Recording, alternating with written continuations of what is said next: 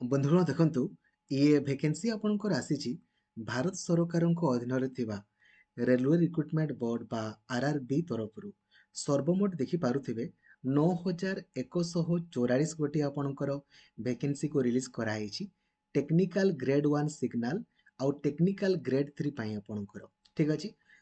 ଯଦି ମୁଁ କୁହେ ଆପଣଙ୍କର ଟେକ୍ନିକାଲ ଗ୍ରେଡ୍ 1 ସିଗ୍ନାଲ ପାଇଁ, ୟାକୁ କେବଳ +3 ସାଇନ୍ସ ପିଲାମାନେ ଆପଣଙ୍କର ଆପ୍ଲାଏ କରିପାରିବେ, +3 ସାଇନ୍ସ। ଠିକ୍ ଅଛି। ଆଉ ଏଇ ଯେଉଁ ବାକି ପୋଷ୍ଟ ଆପଣଙ୍କର ରହିଲା, ଏଇଟା ଆପଣଙ୍କର ITI ପିଲାମାନେ, ଡିପ୍ଲୋମା ପିଲାମାନେ କରିପାରିବେ। ତା ସହିତ ଆମର ଯେଉଁ ୟୁକୋ ବ୍ୟାଙ୍କର ଭେକେନ୍ସି ବାହାରିଛି, ଏଇଟା ଆପଣ କେମିତି ଆପ୍ଲାଏ କରିବେ, ସିଲେକ୍ସନ୍ କେମିତି ହେବ, ଲାଇଭ୍ ଆପଣଙ୍କୁ ମୁଁ ଦେଖେଇବି। ତା ସହିତ ଆପଣଙ୍କର ଜାଣିଥିବେ ବର୍ତ୍ତମାନ ଷ୍ଟେଟ୍ ସିଲେକ୍ସନ୍ ବୋର୍ଡ ବା SSB ତରଫରୁ ବହୁତ ସାରା ଭେକେନ୍ସି ଆପଣଙ୍କର ଅଲରେଡ଼ି ପବ୍ଲିଶ ହେଇଛି। ତ ଭିଡ଼ିଓକୁ କମ୍ପ୍ଲିଟଲି ଦେଖିବେ, ଲାଇକ୍ ଆଉ ସେୟାର କରିବା ପାଇଁ ଭୁଲିବେନି। ଆଉ ଚ୍ୟାନେଲକୁ ଆପଣ ନୂଆ ଅଛନ୍ତି ଦେନ୍ ଏବେ ହିଁ ସବସ୍କ୍ରାଇବ୍ କରିକି ଅଲ୍ ନୋଟିଫିକେସନ୍କୁ ବି ଆପଣ ଅନ୍ କରିଦେବେ। ଆଉ ଯଦି ଆପଣ ଓଡ଼ିଶାର ସବୁଠାରୁ ବଡ଼ ଟେଲିଗ୍ରାମ ଗ୍ରୁପ୍ ରହିଛି ଆମର ଓଡ଼ିଶା ଟିଚର ଆସୋସିଏସନ୍, ଯେଉଁ ଗ୍ରୁପ୍ରେ 1,79,000ରୁ ଅଧିକ ପିଲା ଅଛନ୍ତି, ସେ ଗ୍ରୁପ୍ରେ ଜଏନ୍ ହେଇଯିବେ, ଯେଉଁଦ୍ୱାରା କି ପ୍ରତ୍ୟେକଟି ଇନଫର୍ମେସନ୍ ସର୍ବପ୍ରଥମେ ଆପଣ ହିଁ ପାଇପାରିବେ। କୌଣସି ବି ଫେକ୍ ଗ୍ରୁପ୍ରେ ଆପଣ ଜଏନ୍ ହେବେନି। ଠିକ୍ ଅଛି। ଯଦି ଆପଣ ହ୍ୱାଟ୍ସଆପ୍ ୟୁଜ୍ କରୁଛନ୍ତି 8895154969, ଖାଲି ଏଇ ନମ୍ବରରେ ହାଇ ଲେଖିଦେବେ, ଆପଣଙ୍କୁ automatically WhatsApp group, Telegram group ଏବଂ ମୋତେ ପର୍ସନାଲି ମେସେଜ୍ କରିବାର ଲିଙ୍କ୍ ମଧ୍ୟ ଆପଣଙ୍କୁ ମିଳିଯିବ। ଆଉ ଡେଡିକେଟେଡ଼ଲି ପଢ଼ିବା ପାଇଁ ଚାହୁଁଥିଲେ ଏବେ ହିଁ ପ୍ଲେ ଷ୍ଟୋରକୁ ଯାଇକି ଆପଣ ଲକ୍ଷ୍ମୀଧର ସାର୍ ଅଫିସିଆଲ୍ ଆପ୍ଲିକେସନକୁ ଇନଷ୍ଟଲ୍ କରିଦିଅନ୍ତୁ। ବନ୍ଧୁଗଣ ଦେଖନ୍ତୁ, ଫାଷ୍ଟ ଅଫ୍ ଅଲ୍ ମୁଁ ଆପଣଙ୍କୁ କହିବା ପାଇଁ ଚାହିଁବି, ଆପଣ ଜାଣିଥିବେ ଆମର ଯେଉଁ ୟୁକୋ ବ୍ୟାଙ୍କରେ ଭେକେନ୍ସି ବର୍ତ୍ତମାନ ବାହାରିଛି, ଯେଉଁଥିରେ କି ଅଫିସ୍ ଆସିଷ୍ଟାଣ୍ଟର, ଆଟେଣ୍ଡାଣ୍ଟ, ଜଗୁଆଳି, ମାଳି। ତ ୟାର ନୋଟିଫିକେସନ୍ ଆପଣମାନେ ୟୁକୋ ବ୍ୟାଙ୍କର ଅଫିସିଆଲ ୱେବସାଇଟ୍ରେ ଖୋଜୁଥିବେ, ବଟ୍ ଆପଣମାନେ ହୁଏତ ପାଉନଥିବେ। କାହିଁକି ନା ବ୍ୟାଙ୍କ ଆମର ବନ୍ଦ ଥିଲା ଶୁକ୍ରବାର ବି, ଶନିବାର ବି ଆଉ ରବିବାର ମଧ୍ୟ। ତାହେଲେ କେମିତି ଆପ୍ଲାଏ କରିବେ ଯଦି ୱେବସାଇଟ୍ରେ ଅପଲୋଡ଼ ନ ହୁଏ, କ'ଣ କରିବେ? ଦେଖନ୍ତୁ, ତା ସମ୍ପର୍କରେ ମୁଁ ଆପଣଙ୍କୁ କହିବା ପାଇଁ ଚାହିଁବି। 2022ରେ ଆମର ସେମ୍ ଭେକେନ୍ସି ଆପଣଙ୍କର ବାହାରିଥିଲା, ଆପଣ ଦେଖିପାରୁଥିବେ 2022ରେ ମଧ୍ୟ। ଠିକ୍ ଅଛି। ଯେଉଁଥିରେ କି କ୍ୱାଲିଫିକେସନ୍ ଦେଖନ୍ତୁ କ'ଣ ମାଗିଥିଲା। ଯେଉଁ ଆମର ଆଟେଣ୍ଡାଣ୍ଟ ପାଇଁ ଯେଉଁ ରହିଲା, ତା ପାଇଁ କେବଳ 10th ପାସ୍ ଆପଣଙ୍କର ଦରକାର। ଦରମା 8,000 ଲେଖା ହେଇଛି, ବଟ୍ ଦରମା ବହୁତ ଅଧିକା ଆପଣଙ୍କର ମିଳେ। ଠିକ୍ ଅଛି। ଜଗୁଆଳି, ମାଳି ପାଇଁ ଆପଣଙ୍କର କେବଳ 7th ପାସ୍ ଦରକାର। ଯଦି 7th ପାସ୍ ବି ଆପଣ କରିଛନ୍ତି, ହେଲେ ବି ଆପଣ ଆପ୍ଲାଏ କରିପାରିବେ। ଠିକ୍ ଅଛି। ଦରମା 6,000 ଲେଖା ହେଇଛି, ବଟ୍ ଜାଣିଛନ୍ତି ବହୁତ ଦରମା ଆପଣଙ୍କର ମିଳେ। ଏବେ ଦେଖନ୍ତୁ କେମିତି ଆପ୍ଲାଏ କରିବେ, କଥା ହେଉଛି ସେଇଟା, ରାଇଟ୍? କେମିତି ଆପ୍ଲାଏ କରିବେ ନା, ଲେଖା ହେଇଛି ଉପରୋକ୍ତ ନିୟମ ଏବଂ ସର୍ତ୍ତାବଳୀ ଅନୁସାରେ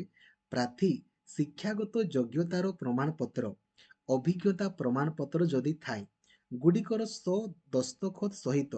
ଅବିକଳ ନକଲ ସଂଯୋଗ କରି ନିମ୍ନ ତଥ୍ୟାବଳୀ ସହିତ ଆବେଦନ କରିପାରିବେ। ଦେଖନ୍ତୁ, ଆପଣ କ'ଣ କରିବେ ନା, ଆପଣଙ୍କର ଯେତିକି ବି କ୍ୱାଲିଫିକେସନ୍ ଡିଟେଲ୍ସ ରହିଛି, ମାନେ 10th ହେଇଗଲା, ଆପଣ ଯଦି +2 +3 ଯାହା ପଢ଼ିଛନ୍ତି ହେଲା, ସବୁ ସାର୍ଟିଫିକେଟ୍ ଆଉ ମାର୍କସିଟ୍ର ଜେରକ୍ସ ହେଲା, 10th +2 +3 ଯେତିକି ଆପଣ ପଢ଼ିଛନ୍ତି, ସବୁ ସାର୍ଟିଫିକେଟ୍ ମାର୍କସିଟ୍ର ଜେରକ୍ସ ଅରିଜିନାଲ୍ ପଠେଇବେ ନା, ଜେରକ୍ସ ଆଉ ତଳପଟେ ଆପଣମାନେ ସାଇନ୍ କରିଦେବେ ହେଲା। ତାପରେ କ'ଣ କରିବେ ନା, ଆଉ ଗୋଟେ ନର୍ମାଲ ଗୋଟେ ସାଦା ପେପର ନେଇ ଆସିବେ, ନର୍ମାଲ ସାଦା ପେପର। ଏଇଠି ଲେଖିଦେବେ, ଆପଣ ନିଜେ ଲେଖିବେ ନେମ୍,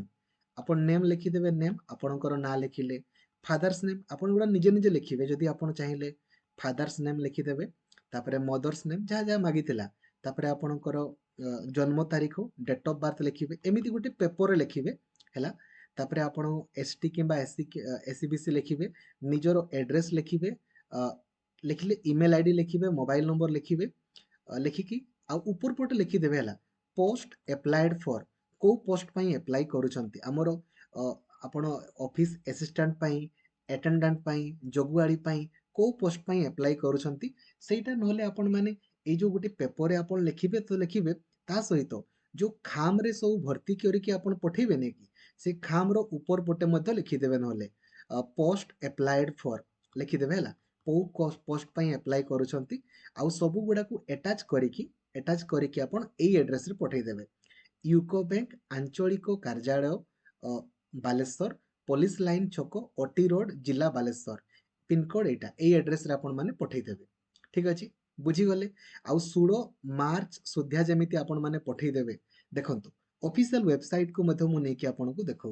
आपण मैंने गूगल को जी सर्च करेंगे आपंकर यूको बैंक सर्च कले जो प्रथम वेबसाइट आपंकर आसला ucobbank.com ठीक अच्छे आसिले ये वेबसाइट को आसला ये तल आड़ को आप आसवे देखु कैरियर लिखाई कैरियर उपर आप क्लिक कले टिके तड़कू आसवे देखो लिखाई रिक्रुटमेंट अपॉर्चुनिटीज लिखाई रईट या ऊपर आप क्लिक करेंगे जमी आप या क्लिक करेंगे ये आप देखिए आसीनी ठीक अच्छे तो मुझे आपन को 2022 देखा 2022 बाहरी 2022 जो बाहरी से समय कहीं आपड़ जदि वेट करेंगे लस देखो लिखाई यहाँ वाचमैन यहाँ बाहरी वैकेंसी तो या ऊपर आप क्लिक करके देखिपारे सेम आपणकर जिनस को ही से एप्लाई करते आपणकर देखते देखिपुंट यही एप्लिकेशन फी किसी पड़ोनी तापर देखो वाचमैन सेम 7th पास मागी सिलेक्शन केमी हम डायरेक्ट इंटरव्यू मध्यम हम केमी पठेबे जो ताको लिखाई ये एड्रेस आपंकर पठेदेले आपणकर हो गला ठीक अच्छे ये आकार आपण मैंने पठेदेवे तो आपण मैंने देखु ये बाहरी पारे बाहरी न पारे कहीं से न्यूज पेपर पब्लिश करछंती हुए तो बाहर ना बाहर आपण मैंने कौन करेंगे ना ये आपणकर पठेदेवे ठीक अच्छे है प्रतिष्ठान कौन कारण न दर्शाई जेकोसी किंबा समस्त दरखास्त को बातिल करें RSETI गुड़िकर भविष्य में कौन खाली स्थान हेले वेटिंग लिस्ट रे प्रार्थी मानक उपयोग करा ठीक अच्छे तो आपण मैंने पठेदेवे बुझीगले कौन करेंगे कौन ना काइंडली सेमती करदेवे ना वेबसाइट रे चेक करुवा जदि बाहर तो बहुत ही भल कथा ना सब डॉक्यूमेंट गुड़ा को माने जेरॉक्स गुड़ा निजर साइन करिकी गोटे पेपर रे आपणकर ना वगैरह ना बापा ना माँ ना सेक्स देन सब जिन लिखिकी आउ खाम उपर फिलअप करके से एड्रेस रे पठेदेवे ठीक अच्छे है एवं आसतु डिस्कसन करवा रेलवे संपर्क में जदि आपण मैंने RI ARI अमीन अंगनवाड़ी सुपरभाइजर एप्लाई करना काइंडली करंतु साइट पूरा बहुत स्पीड चली जदि +3 पास करिसेंती आपण माने सबु पोस्ट एप्लाई कर दियंतु जदि +2 पास करिसेंती केवल माने आपण माने RI एमीन आउ SFS एप्लाई करि पारिबे 20 मार्च सुधा जमिति आपण एप्लाई करदेवे ठीक अच्छे आसतु यार ऑफिशियल वेबसाइट हूँ आम रेलवे रो rrbapply.gov.in ठीक अच्छे वेबसाइट को भल से देखो गतकाली आमर जमी SSB रो बहुत सारा नॉन टीचिंग पोस्ट बाहरी आपणकर ऑलरेडी मु वीडियो बनई देछि आपण देखि नांती देखिदेबे बट पिला माने वेबसाइट जानि पारु नांती वेबसाइट होछि ssbodisha.ac.in पिला माने कोन कोर्स देखो गूगल रे सर्च करूछंती SSB ओडिशा हैला एबे सेमानकर एक प्रथम वेबसाइट आसुची ए वेबसाइट रे क्लिक कल तांगर शो करबोनी आपण माने सर्च करिवे ssbodisha.ac.in एमिति सर्च करिवे एबे भी देखंतु एटा आसिला आपनकर ओपन होबोनी आ ऊपर क्लिक कले भी ना एबे देखैबोनी एबे आपण कोन करिवे एठी जो एटा काटिबे देखंतु एटा काटिले एमिति काटिले आ जो एप्स लिखाइनी एटा काटिबे नले बहुत एबे आपण माने एंटर करिवे एटा होची आपनकर ऑफिशियल वेबसाइट एटा एई वेबसाइट रे आपण माने सब नोटिफिकेशन प्रीवियस ईयर क्वेश्चन सब जिंस आपनकर पाई जिवे ठीक अछि तो बहुत सारा नॉन टीचिंग रो वैकेंसी ऑलरेडी बाहरी छी आपण माने काइंडली गतकाली रो वीडियो को देखंतु हैला तो रेलवे रो से बढिया ऑफिशियल वेबसाइट होची rrbapply.gov.in जेमिति आपण ऑफिशियल वेबसाइट को आसीबे देखंतु एठी आपनकर क्लिक कले नोटिफिकेशन टी आपनकर ओपन हबो आ यार ऑनलाइन अप्लाई ऑलरेडी चली छी आपण माने एठी क्लिक करके आपनकर अप्लाई करि परिबे ठीक अछि एठी लिखा अछि ना अप्लाई ऊपर क्लिक करि करिवे तो एज लिमिट आपनको देखंतु जदि हमें कहिबा टेक्नीशियन ग्रेड 1 सिग्नल पाई 1092 गोटी पदवी रही टेक्नीशियन ग्रेड 3 पाई 8052 गोटी पदवी रही दरमा देखि पारुथिबे एथिरे 29200 मिलिबो एथिरे 19900 मिलिबो रेलवे चाकरी बहुत अधिका दरमा ठीक अछि जानि गले एबे आसंतु गोटे जिंस लेखा आइछि candidates waiting for final result जो मानकर आपनकर रिजल्ट पाई वेट करिसंती से माने अप्लाई करि पारिबेनी जदि आपण माने +3 कंप्लीट करिसंती आपण माने अप्लाई करि पारिबे आसंतु एज लिमिट तो मु आपण कहि देली ऑलरेडी 18 रु 36 वर्ष एज लिमिट आपणकर पुणी ST SC मानकर 5 वर्ष बढ़ी जिवो पुणी OBC मानकर 3 वर्ष बढ़ी देबे हला 18 रु 39 वर्ष 18 रु 36 वर्ष ठीक अछि आसंतु वर्तमान हम डिस्कशन करबा आपणकर एथिरे ए आपणकर मेन जिंस होउची एज लिमिट जानी गले तो 18 रु 36 होउची जोटा आपणकर गुटे आ गुटे 18 ରୁ 33 बट एसटी एससी मानकर 5 वर्ष बढ़ीଯିव तो 18 ରୁ 41 आ ओबीसी मानकर 3 वर्ष तो 18 ରୁ 39 हैला से भलिया एथिरे आपनकर 18 ରୁ 38 हेजिवो आ ओबीसी मानकर 18 ରୁ 36 वर्ष आपनकर हेजिवो एज लिमिट आपण जानि गले एप्लिकेशन फी देखंतु केते पड़िबो जो माने हमर रहिले एसटी एससी एक्स सर्विसमैन झील मैंने से केवल 250 टंका पड़ो किंतु जमिति आपण मैंने परीक्षा देवे ना परीक्षा पर ऑटोमेटिकली 250 टंका आपन को रिफंड कर दिज्व ठीक अच्छे आ बाकी जो रही आम जनरल आउ ओबीसी आपणकर पुओ मैंने एमानकु 500 टंका पड़ो किंतु जमती आपण परीक्षा देवे ना 400 टंका आपन को रिफंड कर दिज्व ठीक अच्छे है आसतु आपणकर जागले ये जो केते टंका पड़ो एबे आसन देखिबा सिलेक्शन प्रोसेस आपणकर केमितिका रहिबो ठीक अछि तो सिलेक्शन प्रोसेस आपणकर रहिबो आगो आपण माने कंप्यूटर बेस्ड आपणकर टेस्ट देबे जोथिरे कि टेक्निकल ग्रेड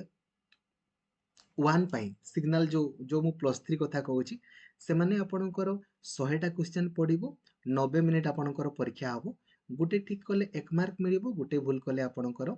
1/3 मार्क आपणकर कटि जिवो सिलेबस आपनको देखंतो लेखा हिची देखंतो एटा एथिरे आपणकर जीके पड़िबो रीजनिंग आपणकर पड़िबो ता सहित बेसिक कंप्यूटर पड़िबो मैथमेटिक्स पड़िबो और बेसिक साइंस एंड इंजीनियरिंग आपणकर पड़िबो तो एटा होची आपणकर जिंस देखि पारुछंती जो प्लस 3 पिलांको कथा मु कहूची 100 टा क्वेश्चन 100 मार्क आपणकर पड़िबो कोठु केते पड़िबो आपण माने देखि दियंतु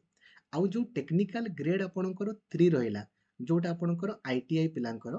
एथिरे भी 100 टा क्वेश्चन 90 मार्क रो पड़िबो सेम जिंस आपणकर रहिची खाली सेक्शन गुड़ा अलग अलग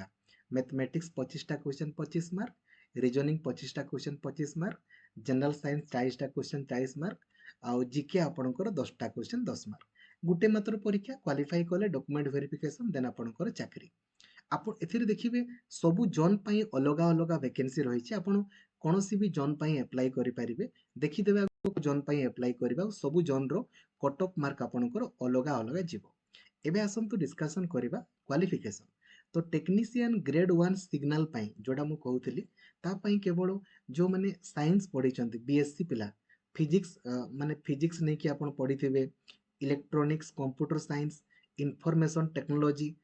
इंस्ट्रूमेंटेशन किंबा जदि आपण बीएससी जदि आपण फिजिक्स इलेक्ट्रोनिक्स कंप्यूटर साइंस एगुडा को नहीं पढ़ी माने आपणकर बीएससी रे एई सब्जेक्ट जदि थिला देन आपण माने अप्लाई करि परिबे किंबा जो माने डिप्लोमा भी करिसेंती सेमने भी अप्लाई करि परिबे किंबा जो माने बीटेक करिसेंती सेमने मध्ये याकू अप्लाई करि परिबे टेक्नीशियन ग्रेड 1 सिग्नल पाई आउ जो रहिला बाकी पोस्ट गुडा आपनकर ग्रेड 3 पाई सब गुडा आपनकर आईटीआई दरकार जदि आपण माने आईटीआई करिसेंती सेही सब सब्जेक्ट मानकर आपण माने अप्लाई करि परिबे आगो देखि देबे को जोन रे केते केते वैकेंसी रहिछि अकॉर्डिंगली आपण माने सेही जोन पाई अप्लाई करि परिबे ठीक अछि आशा करी कंप्लीट इनफॉरमेशन दे पारिछि थैंक यू जय जगन्नाथ धन्यवाद थैंक